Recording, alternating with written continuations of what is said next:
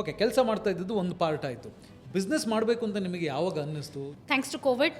So ನಾನು working ಕ್ಯಾಪಿಟಲ್ನ ಬಿಟ್ಬಿಟ್ಟು ಬಿಸ್ನೆಸ್ಗೋಸ್ಕರ ಏನಕ್ಕೆ ಸ್ಟಾರ್ಟ್ ಮಾಡಿದ್ದು ಅಂದರೆ 2019 ಆ್ಯಸ್ ಐ ಸೈಡ್ ನಾನು ಇನ್ಸ್ಟಿಟ್ಯೂಟ್ ಆಫ್ ಪ್ರಾಡಕ್ಟ್ ಲೀಡರ್ಶಿಪಿಂದ ಹೊರಗಡೆ ಬಂದೆ.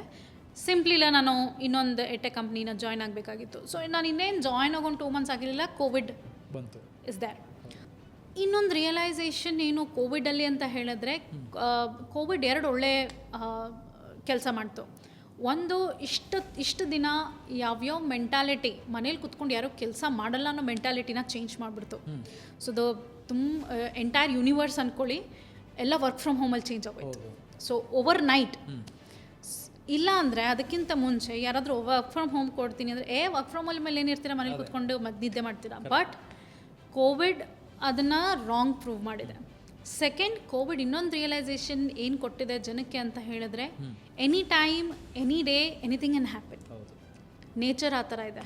ಸೊ ಸುನಾಮಿ ಇರ್ಬೋದು, ಕೋವಿಡ್ ಇರ್ಬೋದು. Covid again is a science, but tsunami ಅಂಥದ್ದು ಇರ್ಬೋದು, ಅಥವಾ ಅರ್ಥ್ಕ್ವೇಕ್ ಅನ್ನೋದು ಇರ್ಬೋದು.